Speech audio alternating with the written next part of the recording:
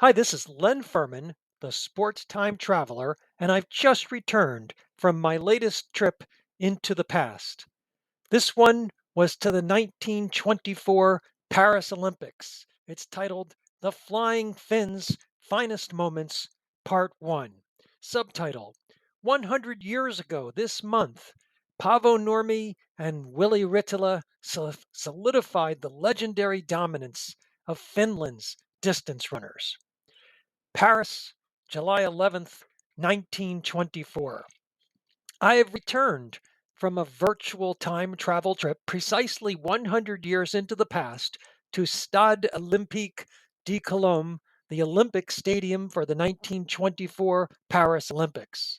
Colombes is a suburb in northwestern Paris, which is about 4 miles from the Arc de Triomphe, the Arch of Triumph, that stands at the end of the Champs-Élysées. I came here to see the strong American track and field team, but as a distance runner myself, I've been captivated by the performances of the Flying Finns, as the group of Finland's distance runners has come to be known. A month ago, I made the virtual trip to Hoboken, New Jersey, 100 years ago, to see the USA team off to France. All 320 athletes competing on the American team in the 1924 Olympics set sail on the ocean liner America on June 16th. The June 17th New York Times described it as a farewell long to be remembered, not since the days after the armistice, when Uncle Sam's troops came straggling back, flushed with victory, has the harbor of New York witnessed such a demonstration. The New York Daily News had a photo of the ocean liner America on the back page of the paper, and in the written version of the Substack article, I have that photo for you. The caption reads, "Slowly the liner America steamed from Hoboken Pier, carrying 300 athletes, the pick of the country, to bring added glory to Uncle Sam in the Olympics." There were high expectations for the group of Americans on board that were slated to compete in track and field. Head coach of the American team, Lawson Robertson, was quoted in the New York Times: "The combined strength of the team is as good as that of any other team we've ever sent across." The ocean liner was specially equipped with athletic facilities to enable the Olympians to train during the 9-day voyage to Cherbourg on the north coast of France. A cork linoleum track stretched from stem to stern on the starboard side of the promenade deck, according to the Rochester Democrat and Chronicle. Americans strike gold. The USA did have some magnificent performances here in Paris over the past week, and they did in fact win the overall track and field meet. Two Americans were double gold medal winners, Bud Hauser and Harold Osborne. Bud Hauser won the shot put and the discus. Bud, a student at the University of Southern California, had a large picture in the Los Angeles Times last week, and I've posted a picture of that newspaper clipping in the Substack written version of the article. It was interesting to see that Bud looks rather trim as compared to the Hulk like bodies of shot put and discus throwers that we'll see in the upcoming 2024 Paris Olympics. The other outstanding American track and field athlete at these 1924 games was Harold Osborne. On May 27th, Osborne had set the world record in the high jump, becoming the first man ever to clear 6 feet 8 inches. On July 7th at Stade Olympique de Colombes, he only needed to clear 6 feet 6 inches to capture the gold medal. You can see the winning high jump in a picture I have posted in the Substack article that appeared on the back page of the New York Daily News on July 8th, 1924. After his high jump victory, Osborne was not done competing. Osborne also had set the world record in the decathlon this past spring, and on July 11th and 12th, 1924, he competed in the grueling 2-day event here at the Olympic Games. The second day of the decathlon was a notorious slog as the athletes compete for a second full day of events.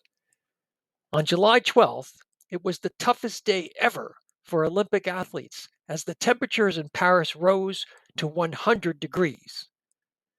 Note from the Sports Time Traveler. Back here in 2024, Wikipedia indicates the temperature on the track may have reached 40 degrees Celsius that day, which is 104 degrees. Now back to 1924. Osborne persisted in the sweltering conditions and won the decathlon for his second gold medal. And he set another world record with 7,710 points, 360 points ahead of the silver medalist, American Emerson Norton. Osborne's picture appeared in the Boston Globe, and you can see that picture in the written version of the Substack article as well. The Flying Finns. Despite the strong American showing, it was the distance runners from Finland, not the Americans, who drew the most admiration from the crowd, from sports writers, and from this virtual time traveler. The 1924 Paris Olympics contained a large slate of distance running events, several of which sadly have long been discontinued. In the Substack article, I have the entire list of distance competitions that took place in the Paris Olympics.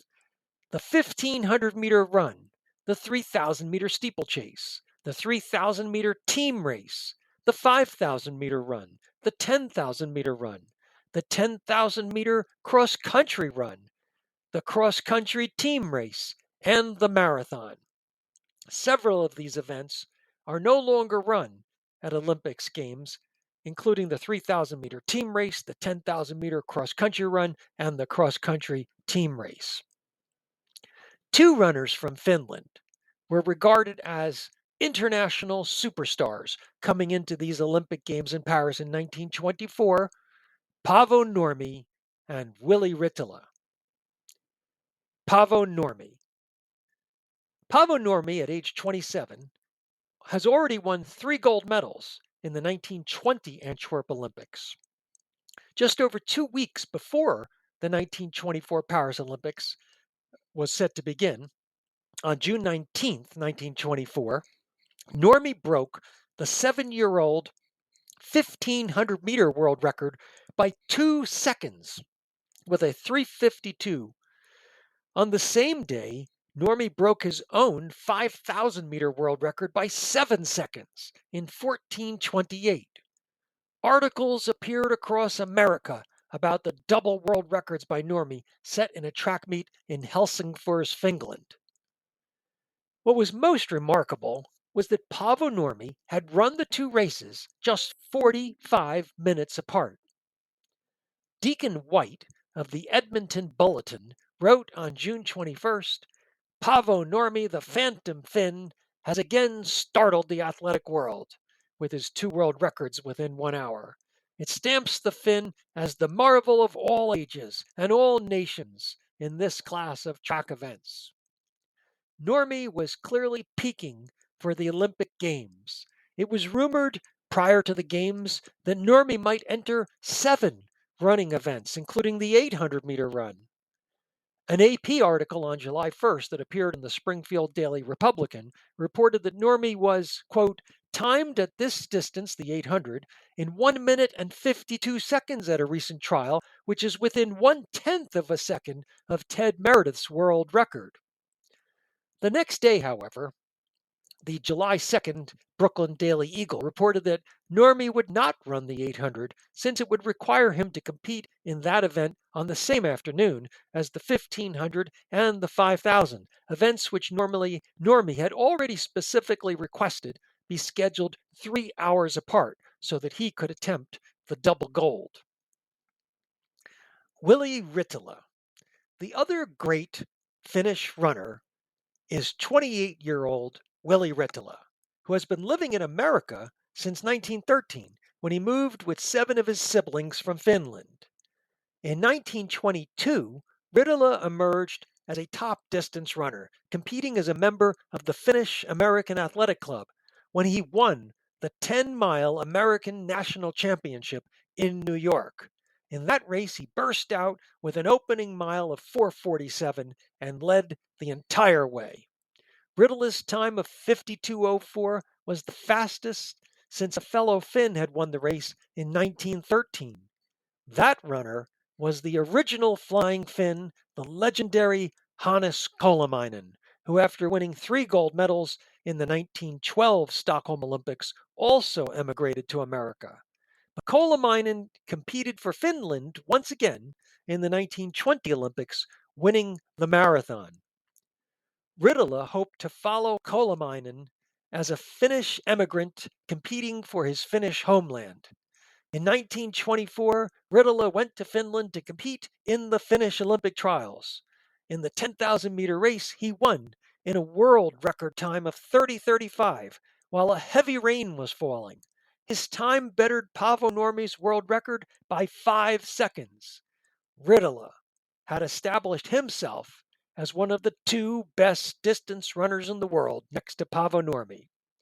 Ritola's picture appeared in American newspapers, including the Springfield Daily Republican, on May 26, 1924, and I have inserted that picture in the written version of the Substack article under the heading, Willie Ritola Sets World Record in 10,000 Meters Trial. Olympic Entries Intrigue. Coming into the Olympic Games, Ritola was rumored to have entered in 5 events. On July 3rd, Davis J. Walsh, sports editor of the International News Service, reported on the official entries made by Nurmi and Ritola, of which he wrote, "Hitherto the Finns have kept their plans secret." Nurmi in these official entries was listed as having entered in the 800, 1500, 5000, 10,000, the cross-country race, and the 3,000-meter team race.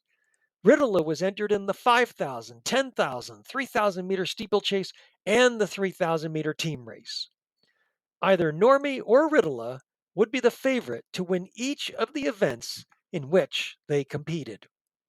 Some newspaper men in America, who were daily tracking the USA's track and field team prospects, were concerned that these 2 flying Finns might all by themselves defeat the entire USA track team in the unofficial track and field meets team scoring across the entire slate of 26 track and field events.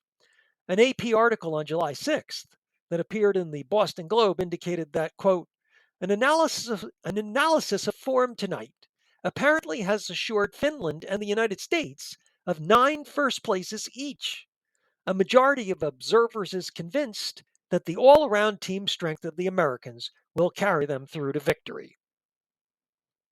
There was some good news for the Americans that planned to keep count of the total track and field meet scoring when that same AP article noted that Paavo Nurmi would not in fact run in the trials of the 800 meters taking place on the first day of competition, indicating it would entail too great a strain upon him. And now, here are my virtual time travel reports from each of the first 5 days of the track and field meet at the 1924 Paris Olympics. July 6, first day of track and field, the 10,000-meter final. On the opening day of the track and field competition at Stade Olympique de Colombes, there were heats in the 800-meter run and the 10,000-meter finals took place. Note from the Sports Time Traveler. The track at Stade Olympique de Colombes was 500 meters around. This was the last Olympic Games in which the track was a different distance than the modern standard of 400 meters around. Now back to 1924. The first big news of the day was that Paavo Nurmi was not competing in either event. An AP article that appeared in the Kansas City Journal noted that Paavo Nurmi, greatest of all Finnish athletes, was unexpected withdrawn. The Finns wanted to keep Nurmi fresh for the 1,500 and 5,000, as they had Ritola and 2 other strong contenders in the 10,000. The 10,000 turned out to be the coronation of Willie Ritola as one of the greatest distance runners of all time. Ritola running a 10,000 again in a heavy rain destroyed the field in winning the gold medal. An AP article that appeared in the Passaic Daily Herald described Ritola's 10,000 performance as, quote, among the premier feats of the world's as well as the Olympic athletic annals. Running all rivals into the ground, the sturdy Finn seemed capable of going on indefinitely and had to be waved off the track when, unmindful that he had covered the full distance, he kept going at full speed after crossing the finish line. Ritola had completed the race in 30 minutes and 20 seconds, cutting an astonishing 15 seconds off his world record time, a full 20 seconds faster than had ever been run by Paavo Nurmi or any other runner for 10,000 meters. Ritola had beaten the great Swedish distance runner Edvin Weid by 33 seconds. Finnish runners Eero Berg and Väinö Sipilä came in third and fourth, well over a minute behind Ritola. Ritola's time was a full minute under the old Olympic record set by the great Hannes Kolamainen of 31:20 in 1912, and the top American, Earl Johnson, finished almost 2 minutes behind Ritola in eighth place. July 7, second day of the track and field, steeplechase semifinals. On day 2, the only distance event contested was the semifinals of the 3,000-meter steeplechase. There was no rain, but the track was still soft, as it reportedly always is at Colombes, according to the article that appeared on today's events in the Boston Globe. Willy Ritola was back on the track again. He won the third of the three heats in 9:59, easily qualifying for the final by 11 seconds over the second place runner, American Marvin Rick. But the big story was in the first heat, where fellow Finn Elias Katz won his heat in a new Olympic record time of 9:43. He thus became the first runner ever to break 10 minutes in the steeplechase at the Olympic Games. The 23-year-old Katz is a Jewish athlete and has been the Finnish national champ in the steeplechase in each of the past 2 years, 1923 and 1924. Although Willy Ritola, who lives in America, did not compete in those championships. Katz had been a football player, a soccer player for Americans, for Turun Maccabi, a Jewish athletics club in Finland, before he took up competitive distance running in the early 1920s. He then moved to Helsinki, where he began training with Paavo Nurmi, and Katz credits Nurmi with improving his running form. Note from the Sports Time Traveler. As a Jewish distance runner myself, who has also competed in international track and field meets, I was very excited when I discovered Elias Katz on this virtual trip to the 1924 Paris Olympics. I had never before heard of Elias Katz.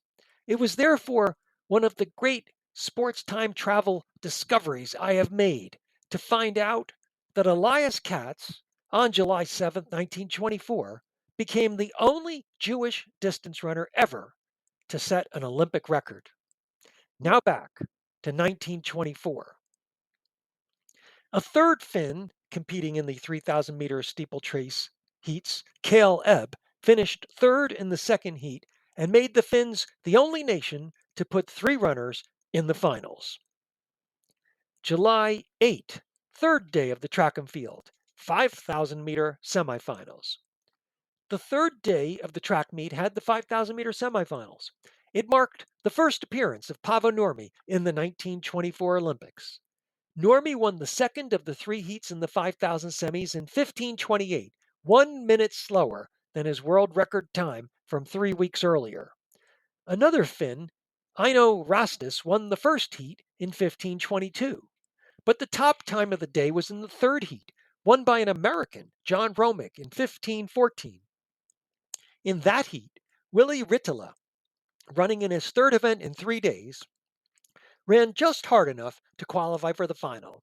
The New York Times wrote, he and his Swedish rival, Edvin Weid, dropped back, content to take it easy behind Romick. Ritola could take it easy because the top 4 in the heat qualified for the final, and the 5th place runner was well behind, running over 16 minutes. Ritola was comfortably ahead of that pace with a time of 15:32. July 9th, fourth day of track and field, the 3,000-meter steeplechase final and the 1,500-meter semifinals. Day 4 of the track meet had the 3,000-meter steeplechase finals. It seemed that it would be a match race between Ritala and Katz, although the newspapers declared Ritala the heavy favorite. The New York Times reported, from the start, he, Ritala, broke away from the bunch and lap after lap increased his lead. Katz was running in second with 2 laps to go when he tripped and fell over a hurdle. When he got up, he was in fourth, but he managed to pass the others and finish with a silver medal in a time of 9:44. It seems that no one was going to catch Ritala, who was well out in front and won in a new Olympic record of 9:33. Willy Ritala now had 2 gold medals before Paavo Nurmi had even run a finals race in the 1924 Olympic Games. In the 1,500-meter semifinals, Paavo Nurmi was in the third heat, holding his stopwatch as he ran. The New York Times noted he ran against the watch, for he had no opposition to beat, and covered the distance comfortably. Nurmi won the heat in 4:07, 15 seconds slower than his world record time.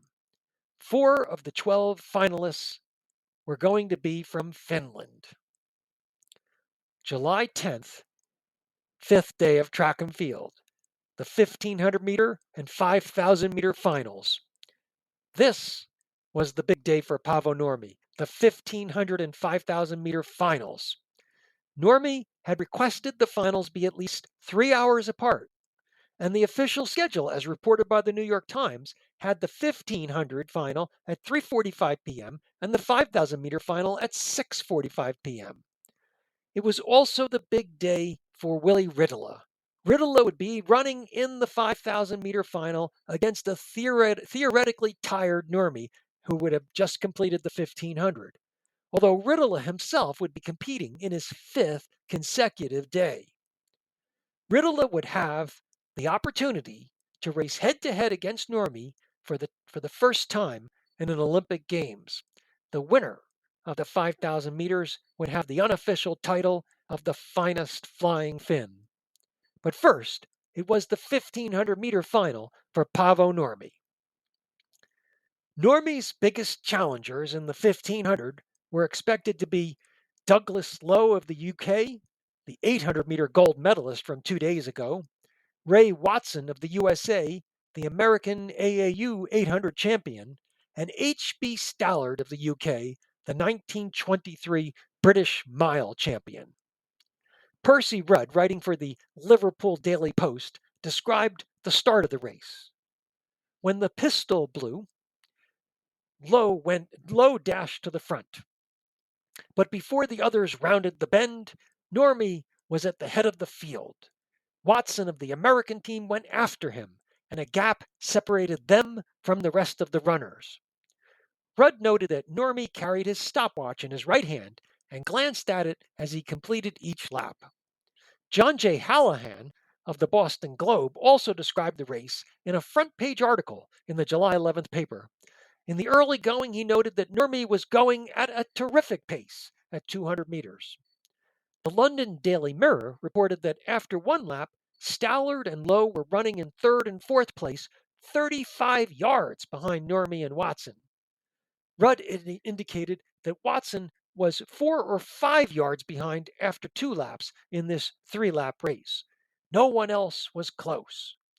Don Skeen, writing in the New York Daily News, noted that after completing the second lap, quote, Nurmi consulted a tiny stopwatch on his right hand, calmly threw it beside the track, and started serious running.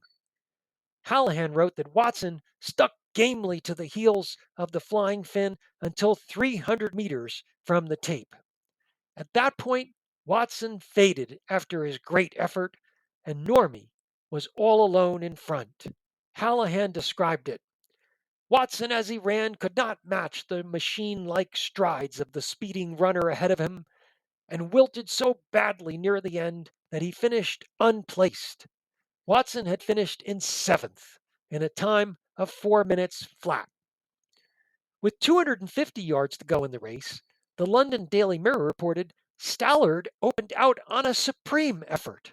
The British runner started making up ground on Normie fast. The Daily Mirror wrote, yard by yard he lessened the distance. Rudd noted that Lowe moved up with Stallard, and so did little-known Will Scharer of Switzerland. The legendary sports writer Grantland Rice, reporting for both the Philadelphia Inquirer and the New York Tribune, described the final 200 meters. Rounding the far turn, Scharer and Stallard came to the front with a rush, with a final but vain hope of closing the gap. But Nurmi calmly looked over his shoulder and increased his stride to open up a wider gap, winning without the slightest extra effort. Paavo Nurmi had won the race in an Olympic record time of 3:53.6. Rice wrote about Nurmi that as soon as the race was complete, he then ran off the track, picked up his sweater, and trotted to his quarters. Nurmi had expended only the energy necessary to win the race.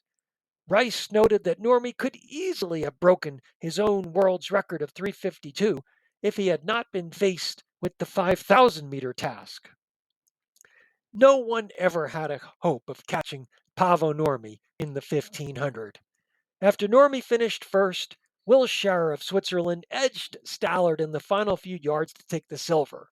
Stallard was completely exhausted by his final lap effort and fell as he crossed the finish line for the bronze and lay there unconscious. The London Daily Mirror reported on Stallard's condition. They let Stallard lie on the grass for a while to recover. He did not come around. So Lowe and Spencer, with the help of others, placed him on the ambulance and took him to the British quarters, where he did not recover consciousness for 3/4 of an hour. Paavo Nurmi, on the other hand, looked completely fresh after his gold medal victory. The London Daily Mirror reported he won with such a reserve of power that he could undoubtedly, had he been pressed, have beaten the world's record that he himself made. The final results of the 1500-meter final were as follows. Gold, Paavo Nurmi, 3:53, new Olympic record. Silver, Willie Scharer, Switzerland, 3:55. Bronze, H.B. Stallard of Great Britain, also 3:55. Fourth place went to Douglas Lowe of Great Britain, the 800-meter gold medalist, in 3:57. Now Paavo Nurmi could focus on the unprecedented attempt to double in the 1500 and 5000. Theoretically, he should have had 3 hours to rest, but various reports indicate the 5,000-meter final was run just 1 hour later. In the New York Daily News, reporter Don Skeen, who was in the stadium, put the time interval at just 50 minutes between races. And Grantland Rice concurred on the time Nurmi had available to rest. Quote, 50 minutes later, Nurmi returned to start in the 5,000-meter race. The 5,000-meter final. Don Skeen previewed the race in the New York Daily News this way. It was a grudge race between Finland's two greatest athletes who are bitterly jealous of each other and are both seeking the athletic crown of Finland. The race was expected to be a match race between the two greatest of the Flying Finns, Paavo Nurmi and Willi Rittila. It was a classic pairing.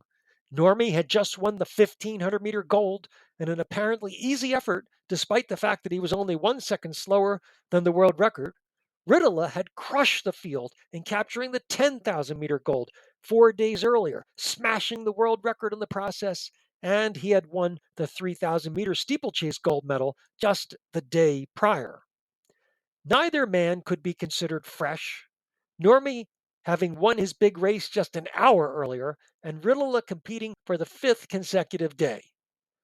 Percy Rudd, however, noted that Nurmi, despite having won the 1500 an hour ago, quote, turned out fresh as paint for the 5,000. He also wrote that Rittila had run, quote, no fewer than 26,000 meters since the games began. Grantland Rice described the beginning of the race. Almost from the crack of the starter's gun, Ritala of Finland and Wide of Sweden hung to Normie's clock-like, effortless spin as if a ghost were in motion. For 5 laps, Ritala led, but then one look at his watch told Normie that it was time to be on his way. Just as he had in the 1500 meters, Normie could be seen glancing down at his stopwatch after each lap in this 10-lap race. The London Daily Mirror wrote, "Watch in hand, he studied carefully as he finished each lap. He ran according to a carefully prepared schedule." Paavo Nurmi took off at the halfway mark in the race. Wide dropped back, and as expected, only Ritala remained on Nurmi's heels. The London Daily Mirror commented, "Willy Ritala hung onto him desperately and did everything in his power to usurp the leadership." The race remained this way until the final 500-meter lap began. Rice wrote, "On the final lap, Ritala was only 2 strides away, but still running with valiant courage. Here was a race that was a race, a battle that thousands will hold in memory." The crowd of 25,000, the largest since opening day, was witnessing a true classic finish. The New York Times described Ritala's effort on the final lap. "Willie of the iron heart and iron legs matched stride for stride with his countryman. For a fraction of time, rounding the last turn, it looked as though Ritala might make good his bid for a third victory and shatter Normie's hopes." Grantland Rice recounted the final dash to the tape. "Struggling with all that he had, Ritala could not close that gap, but near the finish, as Normie turned back to look, his rival countryman came within a stride." Just as in the 1500, Paavo Nurmi had the ability to speed up as necessary to remain in front. Nurmi defeated Ritala by a single stride to win the gold medal. The New York Times stated that Nurmi had reserve enough to keep a stride ahead to the tape in a finish that had the throng on its feet in a bedlam of cheering. The time of 14:31 was a new Olympic record. Ritala had finished just 0.2 seconds behind. No one else broke 15 minutes. The London Daily Mirror noted that although Nurmi had only won by 2 yards, he could have widened the margin had he wished. Grantland Rice wrote about Nurmi that immediately after the race, again he ran for his sweater on the turf nearby, jogging swiftly to his quarters, with a roar of applause following like the thundering of surf in a storm. Here were the final results of the 5,000-meter run. Gold medal, Paavo Nurmi, Finland, 14:31. Silver medal, Willy Ritala, Finland, 14:31. Bronze medal, Edwin Vide of Sweden, 15:01. Fourth place, John Romig, United States, 15:12. The greatest distance runner of all time. The next morning, sports writers were besides themselves, one seemingly trying to top another with superlatives to describe what they had seen Paavo Nurmi do in that single hour at Stade Olympique de Colombes on Thursday, July 10th, 1924. The New York Times article started with this: "Paavo Nurmi of Finland this afternoon in the Olympic Stadium well earned the unofficial title of the greatest runner in the world." The Times embellished further: "There was no one who could touch him. Such an exhibition of running strength has never been seen before." The Sun in Sydney, Australia wrote, "Paavo Nurmi, the Finnish athlete, has justified his description as the most amazing runner living." The Liverpool Daily Post started their article on yesterday's track results with this: "Today's story of the Olympic Games is a paean of praise for Finland, and in particular for Nurmi, the Superman of modern athletics." The incomparable Grantland Rice was awed by Nurmi and celebrated him grandly in the Philadelphia Inquirer and the New York Herald Tribune with this: "Paavo Nurmi, mighty son of Finland, stands today on the topmost peak of the Olympics. The Superman has arrived at last, and 45 competing nations must pay just tribute to the greatest track phenomenon that any age in sport has known. The Boston Globe shared a picture of Pavonormi that you can see in the written version of the Substack article. With sports writers around the world bestowing such accolades on Pavonormi, it was almost hard to believe that there were still 3 days to go in the Olympic track and field competition. 3 more days in which Pavonormi and Willy Rittila would be running each day. I will cover the final 3 days of the track and field at the 1924 Paris Olympics in my next episode. Thanks for listening, and please share the Sports Time Traveler.